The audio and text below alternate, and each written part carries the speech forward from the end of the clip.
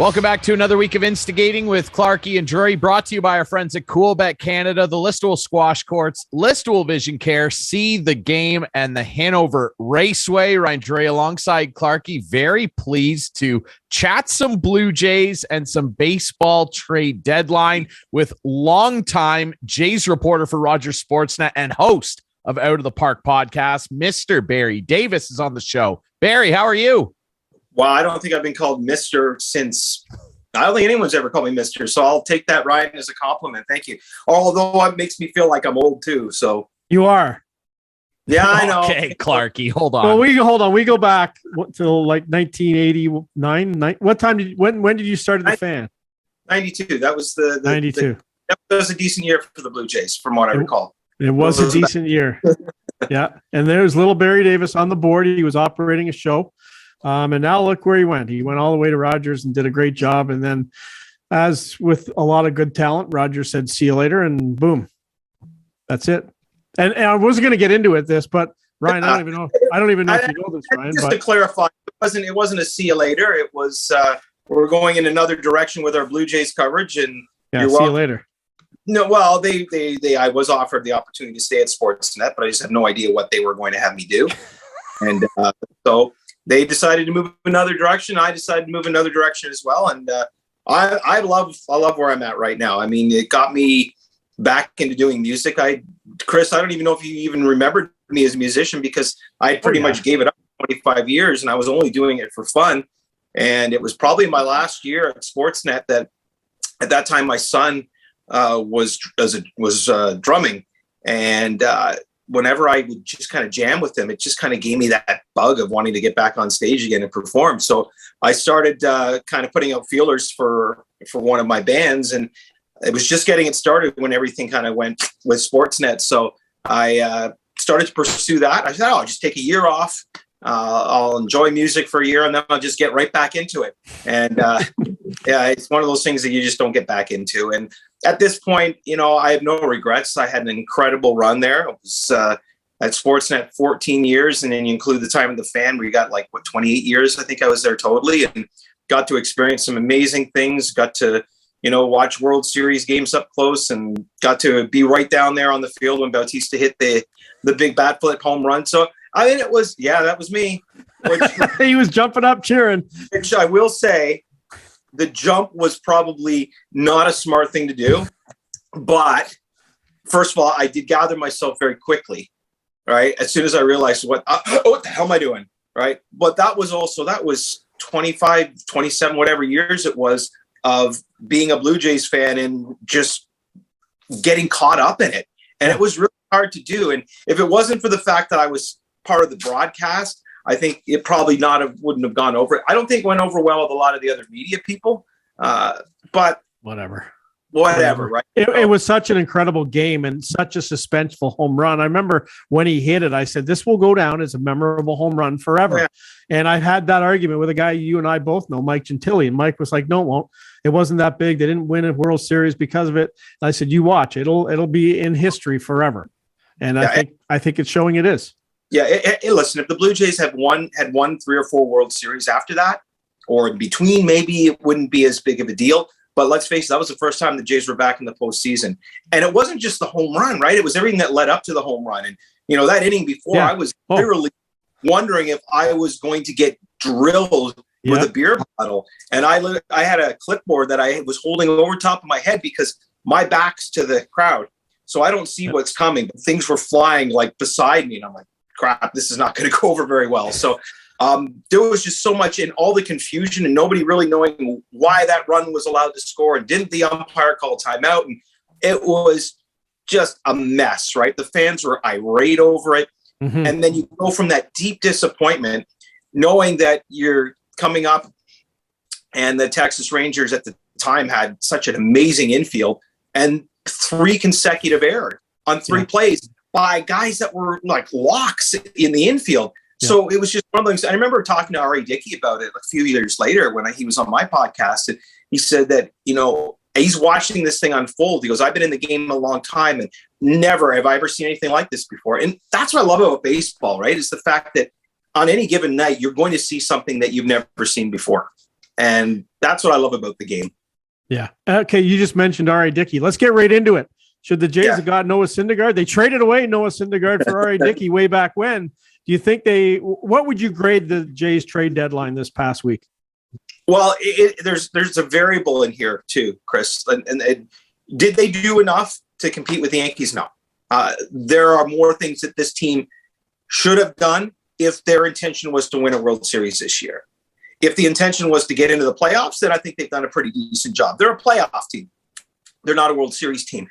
So again, this is what we always do from the outside. We try to put ourselves in the heads of the GM and why did they do what they did and what could they have done differently? And I don't think you'll ever hear Ross Atkins or Shapiro admit it, but they're probably thinking, listen, this is not the year where we have that window open to win the World Series because the Yankees are so good. The Astros are so good. Why are we going to blow everything in our cupboard to get rental players that aren't going to get us to that peak? So we're going to make the team better. We're going to get competitive. And then next year, this is the year that we go all in. That's the only thing I can think that they were thinking, that they just thought that this was not the moment in time. And remember, we saw it with Pat Gillick too. I mean, Pat used to get ripped, right? Stand pat. And when the time came that he knew the team was there, and that was, in that 1990-91 offseason when he made, the trade of all trades in Blue Jays history, that was when he knew, okay, this is the year that we're going to go for it. And the jury's still out. And it's way too, I still can't even tell you whether or not I think Shapiro and Atkins have done a good job because, they won a World Series, no. But there were a lot of weird situations going on, playing so many home games in Buffalo and in Florida. And, there were just a lot of things that they had to do. Now, on paper, this team at the beginning of the season was looked at as a World Series contender. So if that's the case, then, you can't sit back here now 6 months later and say Shapiro and Atkins did a lousy job building this team if in March you were saying this is a World Series contender. Right. So the question is, did the players they have, were they good enough and they just underachieved? Or did they just completely misread the level of talent they had? And if they did, they weren't the only ones who did because, the prognosticators were also saying the Jays were right there. You're right. And I don't think that you're far off in what their assessment is in terms of the front office. If you want an answer, I said on Twitter, Clarkey, I would just bluntly, is the team better than they were prior to the deadline? Yeah, they are better. Anthony Bass and Zach Pop have some talent. Are they the flamethrowers that people wanted with the heavy swing and miss stuff?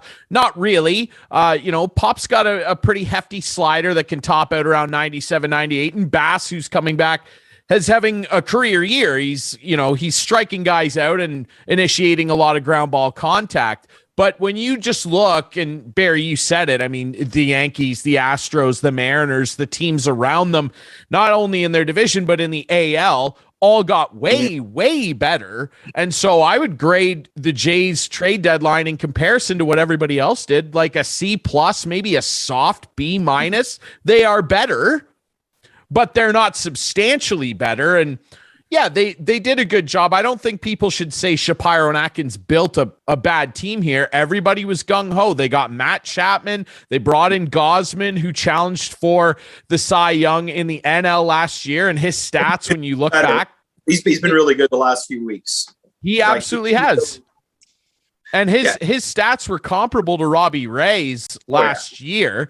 But, Seattle gets Castillo. The Yankees go out and do a bunch of damage. I don't know that it's fair that people are jumping on the front office as much as they are, but it's, the reality of 6 months later, when you say you're going to do the dishes, did you do them? And they haven't. So it's a bit of a weird scenario. And the Whit Merrifield thing, we got confirmation now he is vaccinated, but that was a weird story the last couple days too, Barry.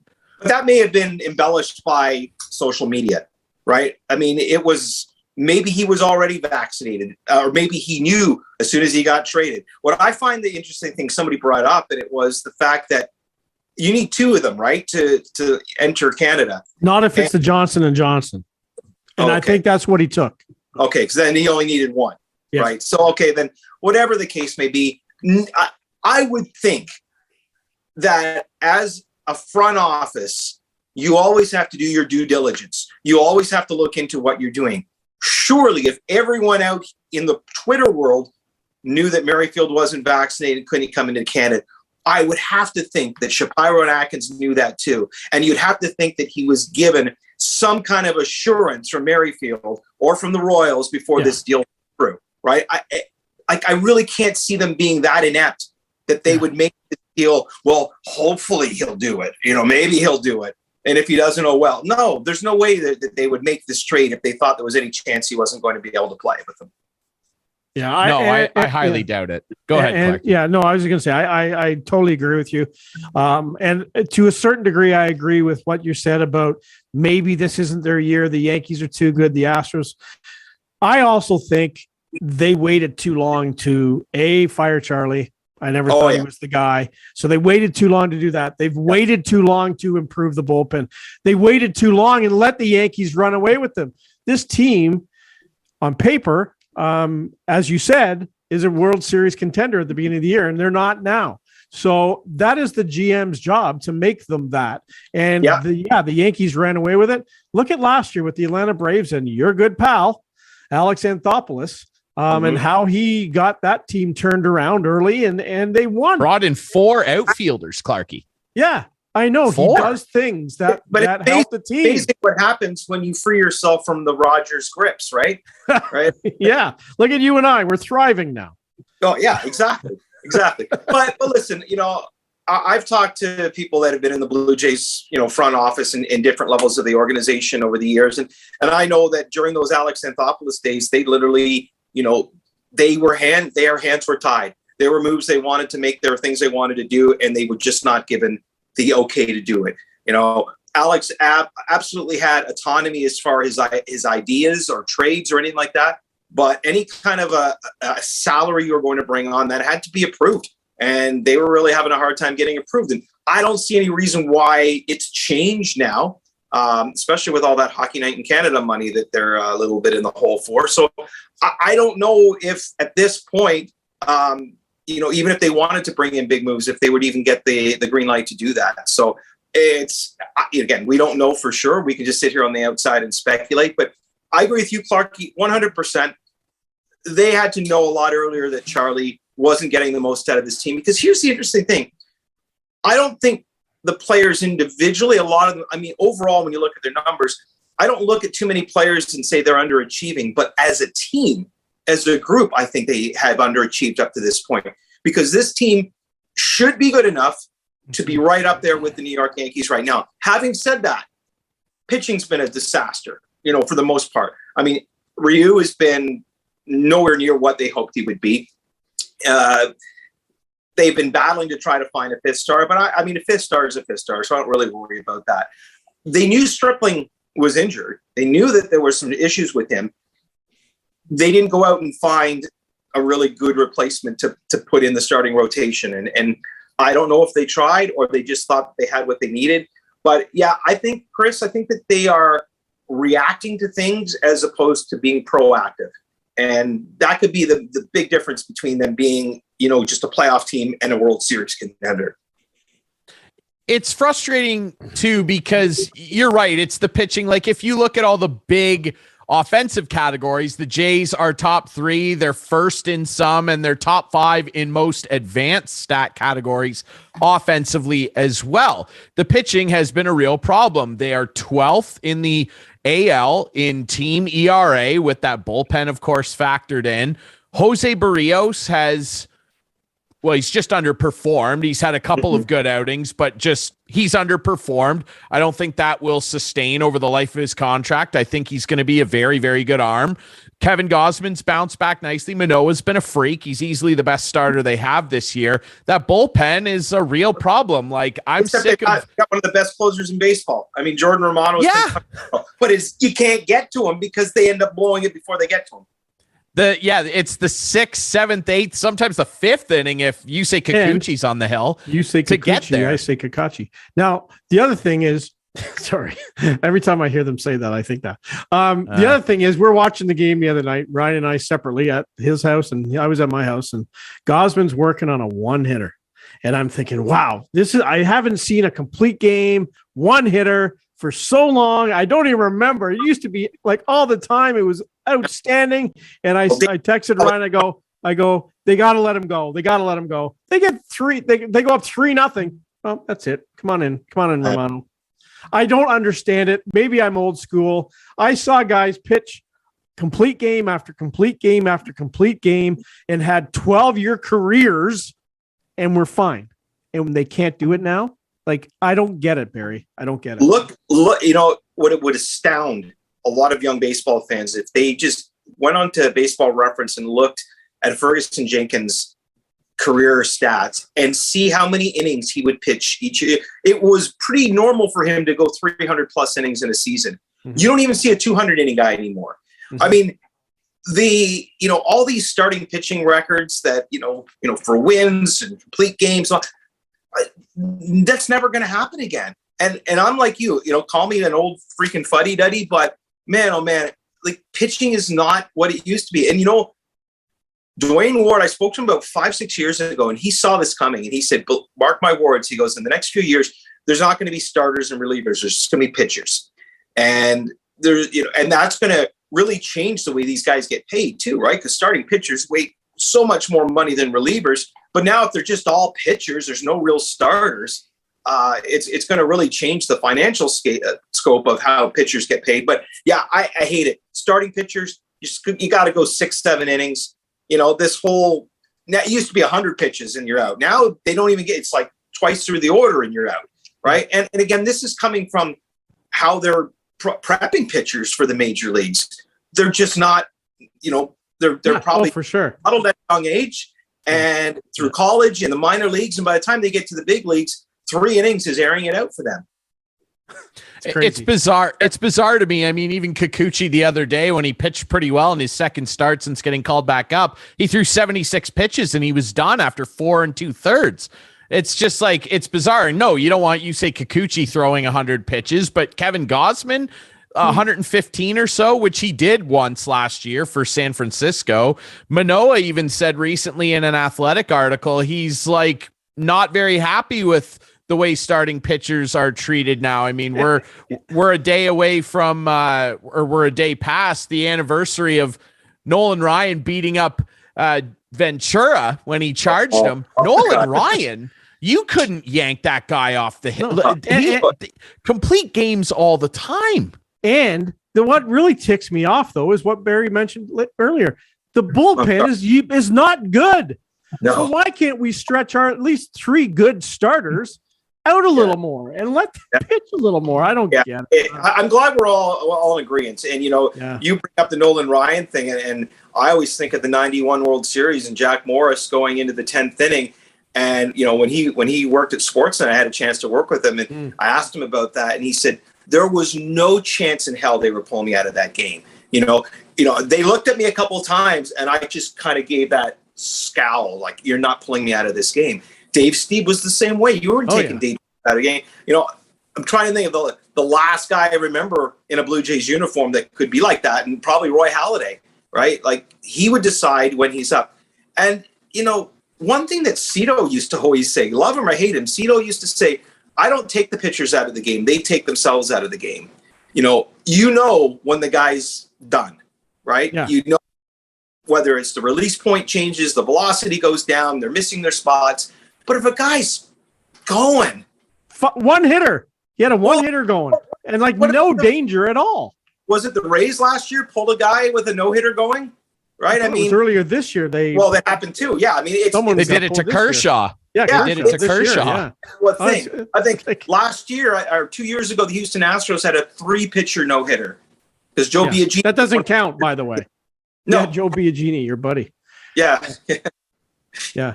Another story for another day.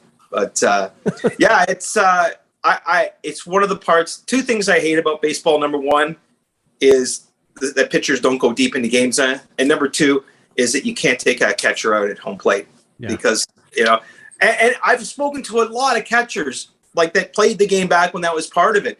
including a guy that was a longtime Blue Jay minor leaguer named Brian Gerolman. Look this guy up on YouTube. It was the most terrific home plate collision ever. The guy almost died on the field. And he said it's because I did not set up properly. I totally would welcome guys coming at me, right? Buck Martinez lying on the ground with a broken leg, throwing it, Gorman Thomas or tagging him, right? Like that stuff just doesn't happen anymore. And those are two things about baseball that I'm the grumpy old man about. Yeah, I mean, you think back to Ray Fosse. Pete Rose ran him over at the All-Star game and broke his arm. God rest Ray Fosse, of course. And yeah, it's just a long ago.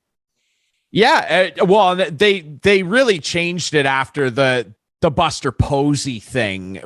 Was when they got rid of it, and I would like to see it come back too, but I just don't think it's going to happen.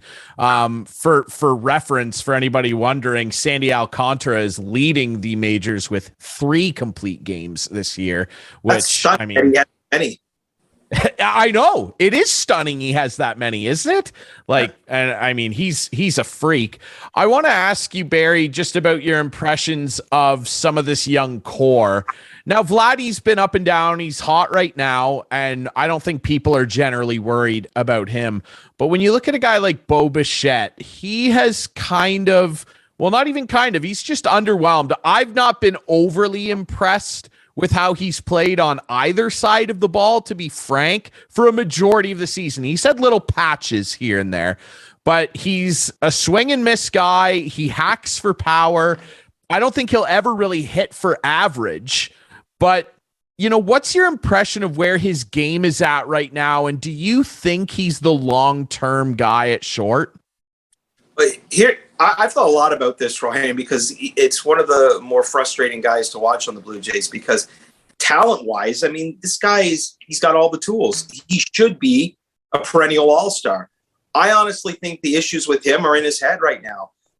When you see the throws, it brings back those Chuck Knobloch memories when he had the yips, right? And I know a lot of young players have a really hard time separating what they do at the plate from what they do in the field, and also being able to separate a good out from just an out. And what I mean is, if you make good contact and you line it maybe the other way, but it just happens to get caught, and you're like, shit, sorry, I don't know if I can just say that on your show, but I'm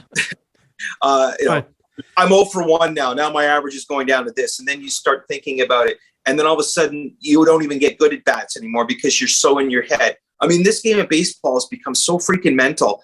And, they've got about 10 physical trainers on the team and they got 1 mental health coach, right? And it's like the mental part of the game has become, we know now, is so much more than the physical part in some ways.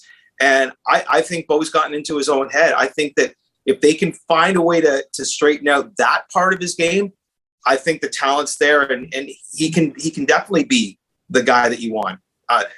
I've said this from day one, though, just from the whole psyche of these two guys. I still have more faith in Kevin Biggio being a long-time player in this league than Bo Bichette. Interesting. That's really interesting. Why do you think that? Well, I mean, I think that Kevin, from watching him, I think the kid, he's a very smart player. He's got a really good eye. He takes a lot of walks. He's solid. He's not spectacular, but he's solid defensively. But I just think for him, it's just a matter of getting more reps, working on his swing, maybe changing a few things here and there in his approach. But I think mentally, I can see this guy maybe not being an all-star, maybe not being a top 5 in the order type of guy, but someone that's going to be in the league a really long time. That's going to be, a guy that you can have on your team, whether it be as a 5th outfielder or someone. But I just think I really like the way the guy looks at the game of baseball, just the decisions he makes. And I think more than anything, he doesn't have a lot of hits, but he does walk a lot, and he has a really good eye at the plate. And that part of him, I think, is a cool asset that he has. Well, for people that are maybe doubting that, I mean, at the beginning of last season, MLB Network called him the number 5 second baseman in the American League, based largely on his defensive ability, which I think he's a great defender. He's a guy that gets super, super hot, super, super cold at the plate. But if he can round that out a little more, He's a great utility player. You can put him just about anywhere in the field, and he can be useful for you. I want to ask you as well, just about, you brought this up earlier about past front offices being a little constrained by Rogers. And that's frustrating to me as a fan because they're the third or fourth richest ownership group in baseball. They have the 11th highest payroll. That's just not something that I think fans want to hear. And I know there's a lot that goes into the business of running sports, but I don't think that the fans that are paying $17 for beers want to hear stuff like that. I know it's a reality, but I think it all encompasses what's gone into this year and why people are cranky about the trade deadline, cranky about how far back they are of the Yankees. It's all a combination of hearing things like that, having Vlad come out and make the now infamous, it's going to be a movie. You saw the trailer last year line. That's haunting them a little bit too. I don't think people want to hear that, especially given what we all know what Rogers is. They're a telecommunications giant. They crippled half the country last month with that crash. People don't want to hear excuses like this, Barry. No, absolutely they don't. And the last time I remember a Blue Jays team that was so highly touted at the beginning of the season and disappointed was 2013. Yes. And that was, to me, I will never forget that year because everyone was excited. Vegas had them as the World Series favorites. We were all thinking about who are the Jays going to play in the World Series, and you got Cy Young winner Nari Dickey, and holy crap, Josh Johnson led the National League in ERA. He's going to kill it this year with the Blue Jays. Whatever happened to Josh Johnson, right? You had Jose Reyes, an all-star shortstop. It was just going to be a magical year. And 2 weeks into the season, we knew they were doomed. And the fans were irate because they wanted more. We're expecting more. I guess the difference is I think that team was probably, praised more leading into the season than this year's team is. And this has been a build with this particular team, right? I mean, a lot of these kids have been playing together since A-ball, right? So they are trying to build something, but it does seem to be taking an awfully long time to get to that next step, because now you got to worry about, Vladdy and Bo and all these guys that are up for promotions and are going to be going to arbitration soon. They better open their wallets because that's a lot of guys that they're going to have to pay the big bucks to if they want to keep them. Yeah. Hey, just before we let you go, over your right shoulder, out of the park with Barry Davis. I see there's some archives online. What's happening with it? So we were doing the shows quite regularly up until COVID, and then all the sponsors we had kind of went away. And it just became like, I don't have a wonderful crew like you, like a producer. So I was doing everything myself. I was booking the guests. I was hosting the show. I was editing the show. And then we started doing it on Zoom. So it was editing video and then trying to promote the thing and then trying to get sponsors at the same time. And it just became a little overwhelming. The show would drop every Sunday morning and I'd be up till about 4:30 in the morning, Saturday night, editing to make sure that the show was ready to go. So it just became a lot. And, but the nice thing is all of the shows we did and all the former Blue Jays that we spoke to, these weren't like timely pieces. We weren't specifically talking about what was going on now. Yeah. We were talking about their lives. We were talking about their stories, and there's some phenomenal conversations that we have there. Everyone from Todd Stoudemire to Tom Hankey. We had Roy Halladay on about a month before he passed away. And I remember a specific episode that you had, and you talked about it online, and I chimed in with Dave Steeb. Dave Steeb was the guy who nearly made me quit the media. I have no time, respect for him, but he actually said on your podcast that he regrets the way he treated the media back then. Absolutely. But, Jack Morris was the same way. Yeah. He was horrible with me. And if you got time, I'll share a real quick Jack Morris story. So when he started working for Sportsnet, we were doing stuff on the field together. And after a few times I said, I'm just going to say it. I'm saying, Jack, when you were with the Toronto Blue Jays, I was this rookie Cub reporter. And I got to tell you, you were such an asshole and you scared the shit out of me. And he looks at me and goes, "You thought I was bad then? You should have seen me in Detroit." And at that point I went, okay. So he's kind of let down the ropes a little bit. And he knows that he would have been in the Hall of Fame years ago if he was better with the media. Okay. One more thing before we let you go. I know I already said that, but one more thing. And we're going to get you back on. I want to talk about some of these old games because I would love to reminisce with you about it. But we've had a huge disagreement about a particular player in Jays history. I'm going to give you 30 seconds to tell me and the audience. Are you and Ryan? You and I? Me and you and I, Barry. Yeah. Oh, no, you'll know.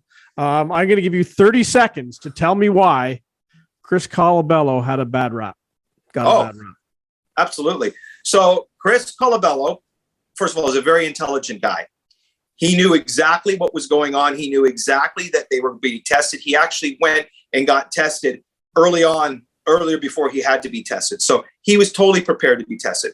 If he had any inkling that he had something in his system that was going to cause him to be suspended, he wouldn't have been tested or pushed for the test. He wouldn't do it then, number one. Number two, the little sampling of whatever metabol that they found in his system, okay? It's also been found in a number of UFC fighters. And these UFC fighters that they've tested, scientifically, you can look this up. There are certain chemicals that some people produce naturally that when connecting with another chemical, which is a legal chemical, could show this trace. And that's the fight that Chris Colabello has had. He had absolutely no reason to do this. And I got to know him really well personally. And I just do it doesn't, there's no, you could tell me 50 other Blue Jay players in history that I thought more likely would do it than Chris. So I've had really long, deep conversations with him, and I 100% believe him. He knows he's not playing Major League Baseball again. He's gone on with his life, but he wants to clear his name. It's not about getting back into the game. He just wants, and he knows that there will be people probably like you, Chris, that will never believe. I'm skeptical. I'm skeptical, but and he knows that, and you have every right to be skeptical because you're just basing it on what you see before you. Yeah. And there's so much behind the story that, that again, I really hope. And when I last spoke to him, he said, he's very, very close to getting to be able to reveal that this is, official now from a doctor signed that this is why this was. Okay. And we'll have you back on when that happens. Yeah, we'll have to. Before we'll have you on before then for sure. Absolutely. Yeah. And quickly, what are you doing now? What am I doing now? Yeah, tell the people. We have a comment now. What is this airing, first of all? Friday Tomorrow. Night. Okay, Friday night. Okay, so Saturday night, my Tom Petty tribute, We Ain't Petty, is playing at the Linsmore. That's on the Danforth. Awesome night. It's a really cool place. We play 3 full sets. We got about 35 Tom Petty great songs, and it's going to be a great show. So that's band number 1. Band number 2 is this one, Driven, Tribute to the Cars. We also, as part of that show, we do an 80s tribute with the same guys. We call the band the Idiots. So we do a lot of that kind of 80s new wave pop rock kind of music with that. And then I have a duo that I do where we play Beatles songs, and we play a lot in Burlington. There's a restaurant called The Block. I'm giving you a little plug, The Block, a little charcuterie place that we play 2 or 3 times a month. So we're called Nowhere Men. That's the Beatles duo. So there you go. And what are you doing for a living? Oh yeah, I plug my music. Of course, I should also plug that. I am a car salesman. Is that what we call it nowadays? Sales consultant. Sales and leasing consultant. Yeah. Yes, for Bolton Honda. Where guys, I know that cars are almost impossible to find. Chris, you know too that new cars are like really hard to find. But we have on our lot right now over 100 used cars. We have everything from any. Okay, let's wrap it up, Ryan. It's time to go. Larry Hudson's has lots of cars, lots of trucks. See you, Barry. Thanks for joining us. No. So Bolton Honda, come see me there. Larry Hudson's, Listowel. So where it's at. Hey, I need to be selfish here for a second because you're a musician. I'm a musician. I'm in a couple bands as well, Barry. I want to tell you that boy, the Cars and Tom Petty, that's two of my all-time favorite artists. And you'll have to come sometime. I will absolutely. I'll go with That's you. amazing. Yeah, let's go do it. Tom Petty's like my idol. Oh. I got to ask you a tough question. Do you got a favorite Petty song? Maybe a couple? You know what? I used to have, like, my favorites used to be the favorites that everybody knew, right? But now that I've dug deep into the archives, I mean, to me, the Wildflowers album is my favorite album that he did. And the title track is fantastic. And, oh man, it's so hard. Like, it changes every day, but right now I'll say Wildflowers because we've just actually added that to our set and we're playing it Saturday night. So it's, that's my favorite. But, what do you do musically? You play guitar? You sing? What do you do? I'm a singer and I play more like metal, like heavy stuff. Nice. But, yeah, it's heavy. I've actually, well, not as heavy as what you play, but I'm actually in the process. I've been asked if I would play bass in a Motley Crue tribute. Oh, So, yeah. considering that. So, Nice, Barry. Nice. yeah. Kickstart your heart, man. Great. Chris, if you come to see my band, I promise you, if it's the 80s band, I will do a Lionel Richie song for you and I'll dedicate it to you. Yes. I am going to see him in August in New York, and I'm going to see him in Vegas in October. And maybe I'm going to see him in November in Atlanta with Billy Joel. That's Wow. going to be a good show. Ooh, Yeah. Is he your Penny lover? I'm stuck on him. Stuck on you. Yeah. Good Well, good we can for do it you. all night long, Chris, but we got to go. Yeah. We're running with the night here. When I come see your Petty band, hit me with some two gunslingers, all right? That's my one request. Oh, all right. Too. Yes. I mean, one day I'm sure we'll play, but it'll be lighter. We'll be playing easy on Sunday morning. Yeah. Good. Beautiful. Still. All right. That's perfect. Barry, we appreciate Hello, you Chris. doing this. Hello. Before we go and Hello. throw to a great interview that I did with Brett Lee, the owner and operator of the Walton Raceway, the Grand National Championships are taking place there from August 10th to 14th. Go and see some great motocross action. Before we throw to that, obviously, we just got to send our thoughts and prayers to the family of Vin Scully. Everybody loved Vin. He was the poet laureate of baseball. Nobody spoke more romantically about the game than Vin. So rest in peace, Vin.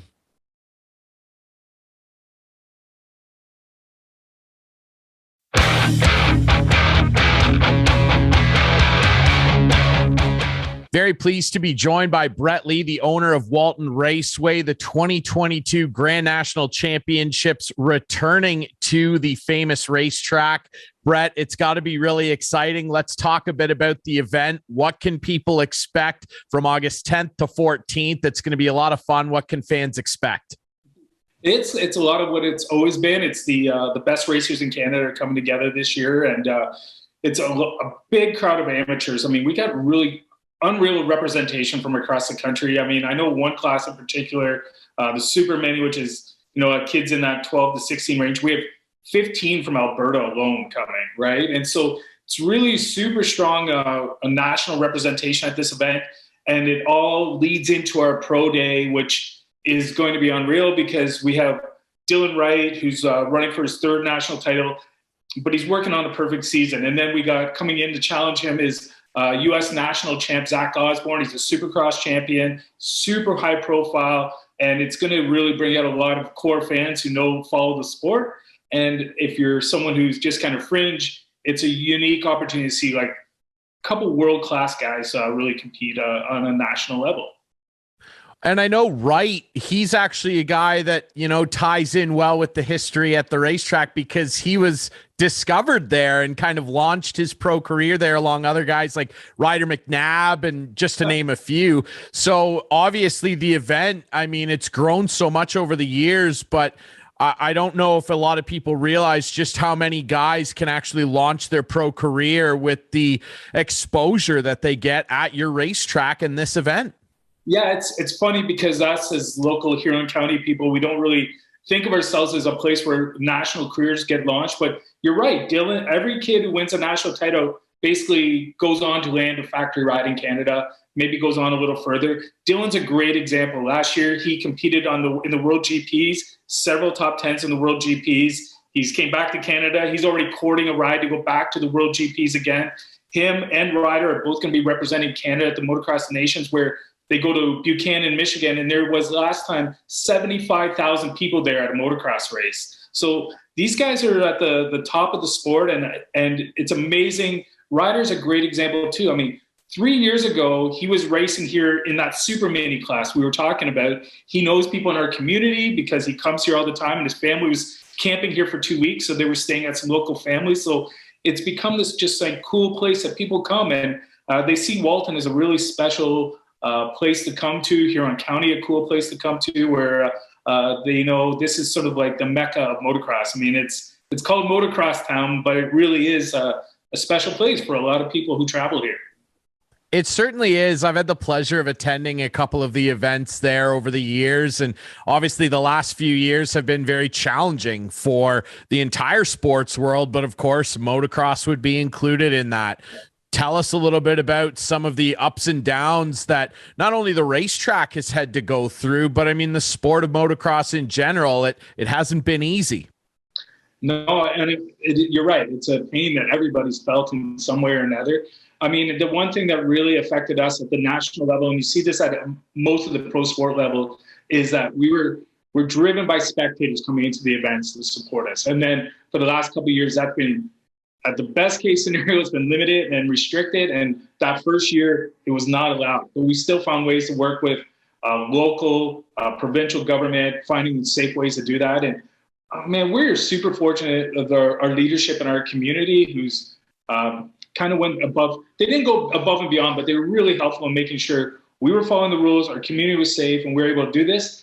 And the other challenge we're facing is, and everyone is as well, is individual sport really grew in the pandemic. People got into golfing or camping. Motorcycles was huge because it was something you could go and do as an individual. So we have this new flux of people who have bought motorcycles for their kids or have got introduced to the sport, and they're really new to it. So it's been a fun challenge, because now we have this new group of people who we're educating about moto and about our sport and safe off-road as well, right? Because, you know, an off-road facility kind of gives people a safe place to go, as opposed to, you know, maybe going in places you're not supposed to ride a bike. So it's been a unique and fun challenge, but not one I want to totally go through again, but it's gave us some real benefits. And, you know, I'm just grateful we've gone through it, it's behind us, and we're able to welcome people like we are now. So tell us a little bit about what the week looks like. Obviously, the 10th to the 14th, it's going to be action-packed every day. I remember the events well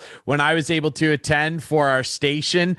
Tell everybody what they can expect through the 10th to the 14th. What kind of events are going to be going on throughout the 4 days? Yeah, so you're leading into it. It's the amateur classes. So the best amateurs in the country, like I talked about, they've been whittled down through qualifiers across the country to qualify to come here. So you're looking at gates made of the very best amateur racers in the country, from the 4 to 6 year old class up to the plus 50 class. Amateurs all week. We go into the weekend. It's amateur Saturdays. We call it Championship Saturday, where every national class has its final moto. Champions are crowned that day. We do a big party. Each night we have social stuff going. So there's a lot of people who tend to come in and camp Thursday, Friday, Saturday, take in all the social events. But Saturday, we have a huge fireworks show, which leads us into Sunday. And Sunday is going to be unreal. We're expecting a massive crowd because, again, going back to Dylan Wright, about to make motorsports history, Zach Osborne, Ryder McNabb going for his first title. There's so many great storylines, and a lot of people are really, really excited. Me, one of them, as a fan, like I'm always, it blows me away. This is happening at our farm and here in Walton. It feels surreal when all these rigs pull in and all these riders, and the TV goes up, and it's live on Fox Sports, which always blows my mind too.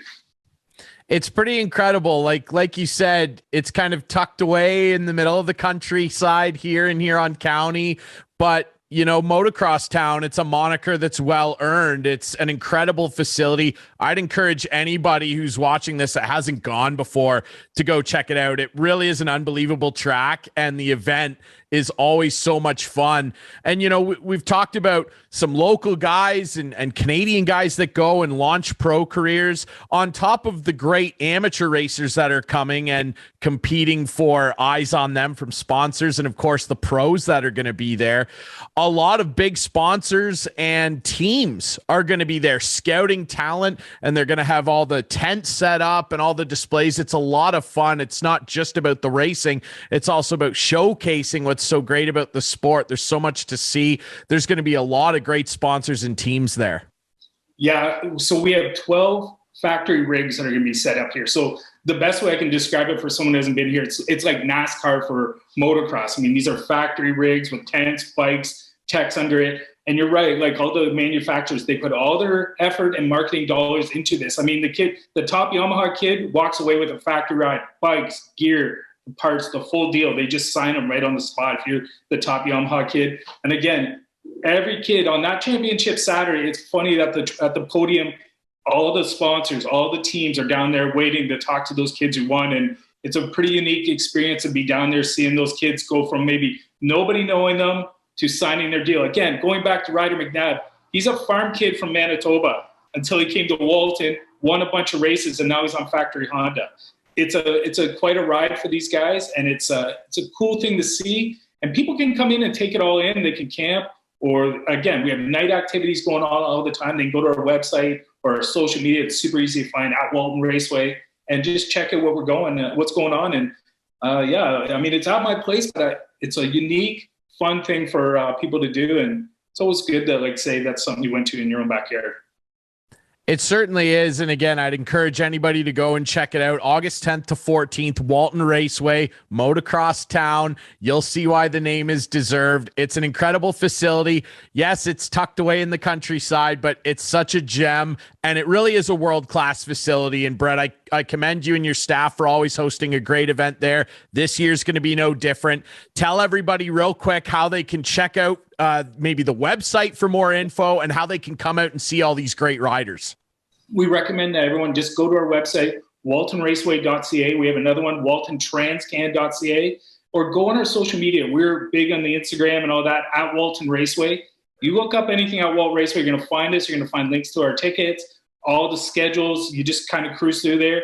And if you don't find what you're looking for, there's lots of places to email us, and you'll get myself or my wife, Melody, and one of us will get back to you right away. But I hope everyone in our community is proud of the event and that they welcome, again, there's over 1,000 riders signed up right now. So the towns are going to be full of motocrossers, and everyone's super excited to come and take in this area. Absolutely. Well, again, congratulations on another great upcoming event and all the great ones you've held in the past. Walton Raceway, go check them out online. The Grand National Championships, August 10th to the 14th. If you're a big gearhead and you love the mud, go out and check out the event. It's going to be great. Brett, thanks so much for doing this, my friend. Hey, thanks for calling me. This is awesome.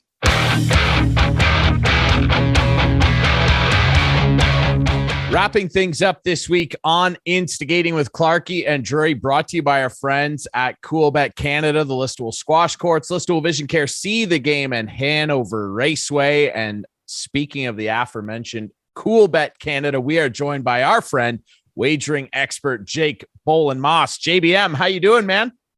Pretty good. Still can't believe I'm a wagering expert, but I'll take what I can get. You're a wagering expert to us, my friend. And hey, you're a Patriots fan like myself, and so that puts you in my good books. You know that. And we'll talk about those Patriots in a couple minutes. Before we dig into some NFL futures, because football is right around the corner, everybody's excited. The probably biggest wagering sport in North America, certainly.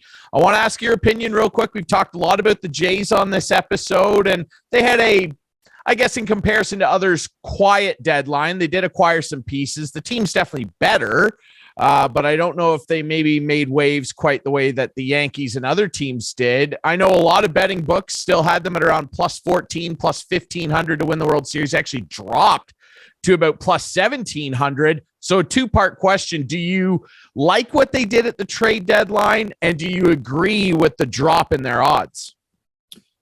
Yeah, I mean, I think it's twofold, right? I think you can like what they did, but also see that, I mean, the teams they're supposed to be competing with did more, right? So they addressed the bullpen pieces.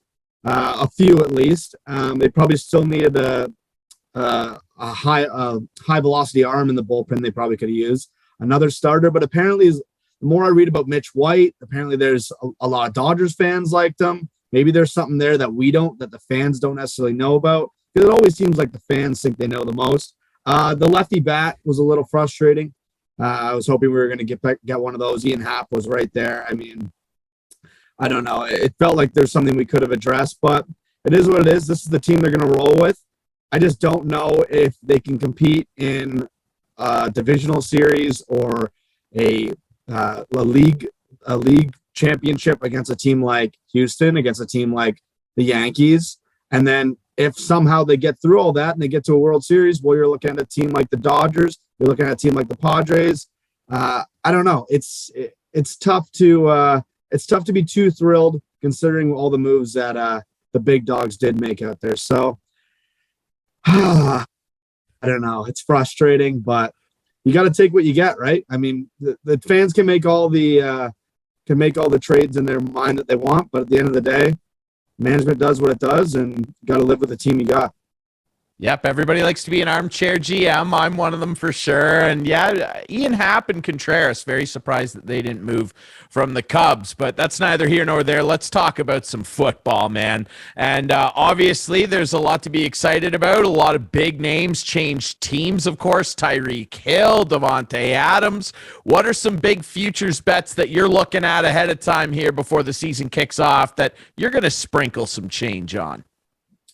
Yeah, I mean, I jumped on about 30 minutes before we got on here and took a look at some stuff. And right off the bat, the Colts kind of caught my eye. One of the easier schedules in football this year.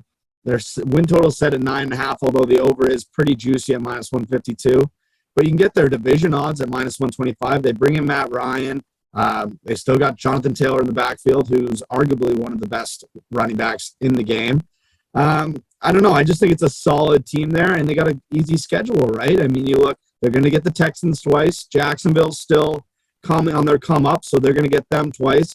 Tennessee, I don't necessarily think got better. A.J. Brown leaves, and that wide receiver core just doesn't look like it has in the past. Julio's gone now. So they still have Derrick Henry, but it remains to be seen, right? I think it was a pretty tough loss last year in I think they had a home divisional game that they lose to the Bengals on just messy plays. I think the first play of the game was an interception for the offense, and the last play for the offense was also an interception that set up the McPherson kick to win. So I think you look at the Colts, and I think you just see a solid football club. I would take their win total, and I would take them to win the division. That was the one that I had my eyes set on, but I'm sure we can talk a little AFC East as well. I know that's where we tend to go, both of us, when we're rooting interest. Yeah, we both like our Patriots, and Uncle Bill sticking with his guns of being extra quiet at the press conferences. He does not have much to say, but his football teams usually do. And I was pretty encouraged, especially the last 5 or 6 games, with how Mac Jones looked. And that was one of the teams specifically, and not just because we're both Patriots fans, but they are an intriguing team because Bill is still there. Let's start with some over-under predictions that I wrote down here for you, and let's just start with our Patriots. What do you think? Over-under 10.5 wins for the Pats. Oh my goodness, 10.5. We got the odds maker set at 8.5. So I don't know. It's optimistic to think 10.5. Not the easiest schedule out there. I'm going to go under against my heart, but 10.5 is a lot. I do like Mac Jones.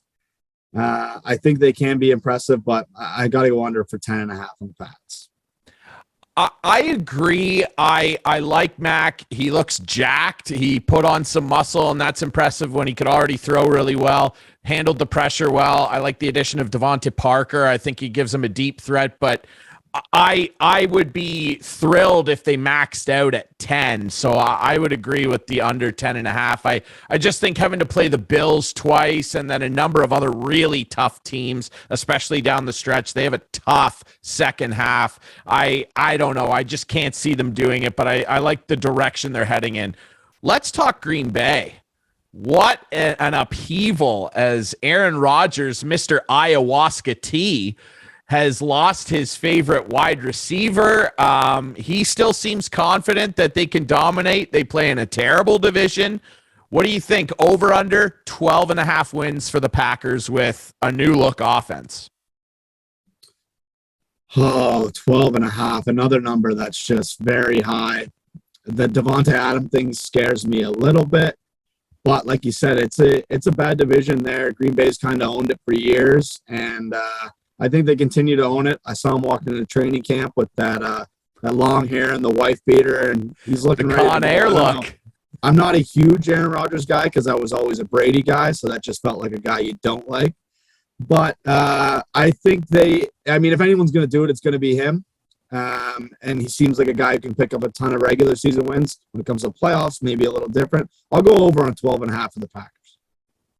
I like it too. I mean, the Vikings, they can scare you at times, but Kirk Cousins is going to do Kirk Cousins things. So I think that they can at least win 5 division games. And then, I like Aaron Rodgers against just about anybody. So yeah, it's a tough one, but I would agree with the over there. Let's talk about Cleveland. And I mean, boy, what a mess this is. The Haslam family, it's just a disaster what's gone on with Deshaun Watson. The NFL has appealed his suspension. I wouldn't be surprised, and I believe he should not play this year, but that's neither here nor there. Let's talk about their potential win total. Assuming the 6-game suspension stands and he's able to play the other 11.5 wins for Cleveland, over under. Oh, my goodness. I don't know. Deshaun Watson is a talent, but that's on the football field. Everything else off seems to be a bit of a mess. So with the appeal to suspension, like you said, it stays at 6. He gets 11 games for them. I'm going under. I know they have an easy schedule off the bat. I think they only play one division game in those first 6. But I don't know. It just seems like they have bigger issues going on in Cleveland. I mean, the talent is there, but I don't know. When it comes, it just feels like it's an internal collapse at some point this season. And I think to get to 11 wins in a division that's still really solid with the Bengals and the Ravens, we don't know what Pittsburgh's going to look like, but Tomlin always finds a way to get right around that 500 mark. So a tough division still. I think I got to go under 11.5 for the Browns, just with the uncertainty of what's going on there with the quarterback. I would absolutely agree. There's plenty of talent there on defense, and they've still got plenty of offensive weapons. We know what those running backs can do, but just how much of the load can they carry, especially down the stretch. One more for you on the over-under mark, and it's a team that everybody likes to rip on. It's the Dallas Cowboys.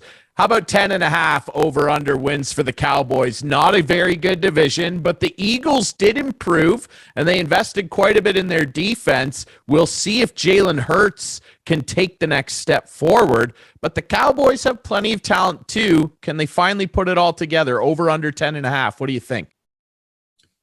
Yeah, I actually was high on the Cowboys last year going into the playoffs. I thought there was a lot of talent on that roster. And obviously that backfired on me, which, I mean, shame on me. It's the Cowboys. I should know better. But I don't know. I still have belief in the talent that is there. Obviously, like you mentioned, the Eagles did get a lot better, and they invested heavy in that defense. So that's a little scary. But the Giants, the football team, or I guess the Commanders now, not two teams I'm too concerned about when it comes to divisional play. I think the Cowboys can manage. I'll take their over, just a nice clean 2 overs, 2 unders. So I'll go over on the Cowboys at 10.5. Yeah, I agree. I still think there's so much talent there that they'll be able to beat up on the lesser teams, particularly in their division. And if Dak's healthy, I mean, I think it would be a major upset if they didn't win at least 11 games. So I will take the over as well. And I had faith in them last year too, Jake. I had them going to the NFC Championship game. That did not happen. I lost a bet with my boss. Still owe you a steak dinner, Steve. Don't worry, I didn't forget.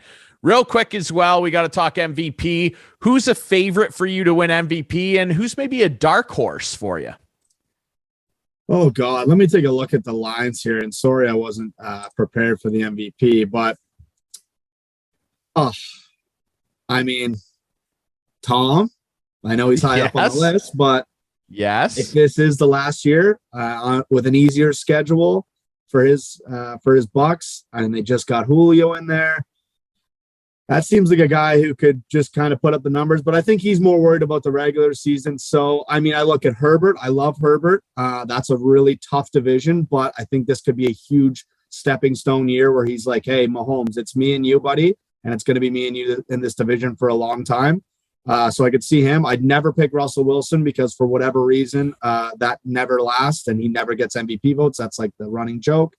Moving down the list, it's hard to shy away from the quarterback position, right? I think midway through the season, I took Derrick Henry. Of course, he gets injured, and that killed that prop. So I think you got to stick with quarterbacks when it comes to MVP. I see Deshaun Watson down there. Lamar at 2,200. He's won an MVP in the past. Maybe it's a great year for a bounce back. He had some injury problems last year, but I think it could be a good bounce back year for him. Besides that, Cooper Kupp maybe, but I expect regression on his end. So I go Lamar, I think, as my sleeper, 2,200. Further I move down the list, the less I like. So I'd stick with him. I wouldn't go really any lower than that. Derek Carr is the next one at 3,300. And it's just that division, like I already mentioned, is super tough. I'd probably shy away from him. I go Lamar. I like that too. Yeah, I think Tom would be a favorite. I mean, many would argue he should have won it last year, and he didn't. He put up a career high in yards. I like him for my favorite too. Derek Carr was a guy I thought about. You never know, the connection with Devontae Adams. I'll throw out like a real dark horse, like a wild dark horse. And it'll sound a little crazy. Maybe you'll get a giggle out of this, but it's either going to blow up in my face or I might look like a genius. What about Baker Mayfield? What if he just clicks with Christian McCaffrey and that talented receiver core down there? What if? Like, I don't love the odds, but if you want a real dark horse, what if Baker walks out of Cleveland with a chip on his shoulder? They play each other week 1. Baker might walk in there and drop 300 on them. I don't know. I think that this is his last chance, right? So I don't know. That's a way off the board dark horse, but I don't know. I might sprinkle like $5 on Baker.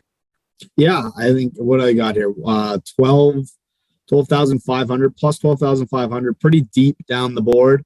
I'm sure that has something to do with, have they confirmed him as the starter yet? I mean, I'm sure he'll play against Cleveland. And I wouldn't be surprised if he does go out and drop the 300 against them in the first week, but then he has to do it every week following to kind of stay in that race, right? We see a lot of quarterbacks come out and have really good first weeks and, it's a different year for him. And then it kind of regression to the mean. Everyone kind of goes to where they've been for a long time. It's the younger guys that you don't really know as much about, obviously. Some of the sophomore guys like a Trevor Lawrence, but you got to think about like a ball club like his. Is it ready to take off and take that next jump? He's probably a couple years away from being in those conversations. I mean, you could look at a guy like Devontae Adams. I know you mentioned Carr. He's at plus 10,000. And I mean, if Carr does have a good year and maybe that's all he's been missing, you never know. Maybe he's kind of that piece that makes that Raiders offense click, and they'd have to win that division. And I think that would become something where it's like, okay, Carr, Adams, this is making a lot more sense. You just won one of the biggest divisions of football. I don't think outside of winning that division, I don't see how they could, either one of them personally could win the MVP. I agree. I think they'd have to win the division and have monster years. You know, we're probably talking 40, 45 touchdowns for Carr. I mean, if Adams wants to be in the mix, he's probably going to have to catch 18, 19 and have close to 2,000 yards. Possible, maybe, but I don't love it with the teams that they have to play that can eat up the clock, like Herbert and, of course, Mahomes. I don't know, but yeah, it'll be interesting. We're excited for football. We're excited to lay some bets. The Baker Mayfield one, that's what my old man would refer to as a pocket lint bet. That's where you dig a few spare quarters out and you're like, I'll throw a couple bucks on Baker at 12.5. Yeah, it's not bad. JBM, you're the best, man. Jake Bolin-Moss, you can follow him on Twitter. Follow Coolbet Canada on Twitter as well and get on there.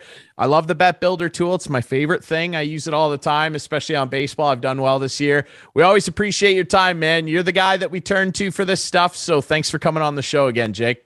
Yeah, thanks for having me on. All right, that's it for this week on Instigating. Remember, you can watch the show Friday nights at 8, Sunday nights at 9 with our friends on Whiteman TV. That's channel 6 for Whiteman subscribers. We debut on our YouTube channel every Friday night at 9 p.m. Follow us on social media at Instigating Pod. For all our guests this week and for Clarkey, I'm Ryan Drury. We'll be back next week with more Instigating.